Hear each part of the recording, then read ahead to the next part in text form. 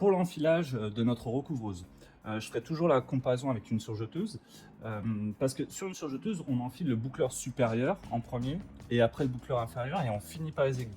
Là, on va vraiment commencer par les aiguilles. Donc, aiguille de droite, effectivement. Hop, je viens pincer mon fil pour venir le défriser à ce niveau-là. Juste là, il va se défriser tranquillement. Je passe bien dans le bloc de tension. Ici, on va le voir, j'ai un petit ressort contrôleur comme sur une piqueuse qui a ce petit mouvement de bas en haut. Et je vais suivre le bleu jusqu'au tendeur. Hop, on voit la couleur bleue ici. Le bleu là, et dans mon aiguille de droite. Et je vais faire pareil effectivement pour mon aiguille de milieu et l'aiguille de gauche.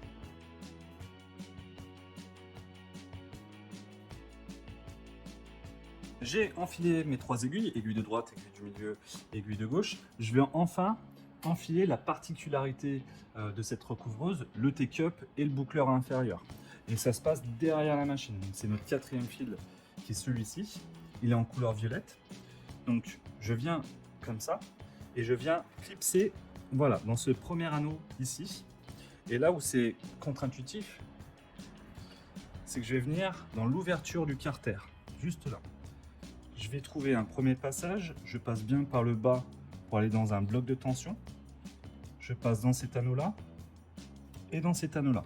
Et c'est là où c'est un peu particulier, c'est que je viens passer mon fil carrément à la perpendiculaire pour qu'il soit attrapé par le T-cup. Et je vais revenir tout simplement ici.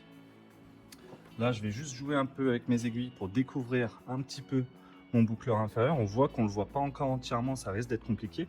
J'ai un petit bouton blanc ici. Je vais pouvoir appuyer dessus et il va venir complètement se débrayer mon boucleur. Et c'est là où je vais vraiment voir l'intégralité des passages. Hop. Là, je vais avoir ce qu'on appelle communément la petite queue de cochon. Ici, hop, je vais prendre ma petite pince pour récupérer. On passe bien notre fil de derrière. Hop. Et enfin, dans la tête du boucleur. Je laisse une longueur assez satisfaisante. Là, c'est beaucoup trop long. Allez, je dirais 5 cm pour que la première boucle s'effectue bien. Je vais pouvoir le réembrayer. Clac, il s'est clipsé tout seul. Voilà. Lors de mon premier enfilage, ce que je fais moi systématiquement sur n'importe quelle recouvreuse, que ce soit chez Juki, Janome, Browser, je laisse vraiment une très grande longueur de fil d'aiguille. On a vu, j'ai laissé juste 5 cm sur le boucleur inférieur. Je vais venir baisser mon pied de biche et je vais venir vraiment à la main faire mes premiers points au volant. Une première fois comme ça. Une fois que j'ai pris les 3 points, je vais pouvoir venir couper toute cette longueur. Hop, clac, et enfin me servir de ma recouvreuse correctement.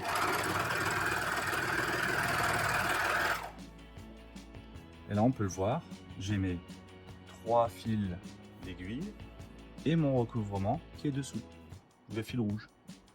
Au final, avec cette machine, on peut s'en servir en 3 aiguilles, comme je l'ai fait précédemment, mais on peut s'en servir aussi en 2 aiguilles, l'aiguille de gauche et l'aiguille de droite, pour faire vraiment la même couture qu'on retrouve sur nos t-shirts, nos bas de t-shirt, 2 aiguilles apparentes et recouvrement dessous.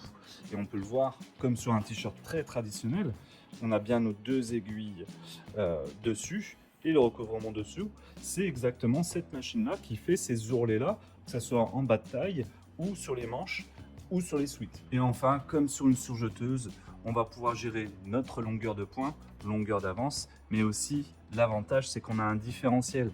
Et on va pouvoir gérer l'avance de la griffe de devant par rapport à celle de derrière, si jamais on a des lycras très compliqués qui arrivent à gondoler en sortie de pied de biche, et ben on va pouvoir le gérer grâce au différentiel comme sur une surjeteuse.